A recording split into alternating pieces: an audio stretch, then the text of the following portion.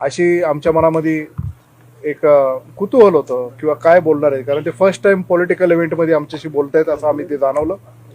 पण ज्या सक्षमपणे एखादी स्त्री पदर खोचून नेतृत्व करण्यासाठी पुढे येत आहे, ही चुणूक जणू काय जिजामातासारखी आम्हाला त्या सुनेत्रा वहिनींमध्ये दिसली. आणि सुनेत्रा वहिनींनी ज्या पद्धतीने आम्हाला मार्गदर्शन केलं, तर खरोखरच सुनेत्रा वहिनी अत्यंत सक्षमपणे या राष्ट्रवादी काँग्रेस पक्षाचं नेतृत्व करतील, आम्हाला सर्वांना तो विश्वास आहे.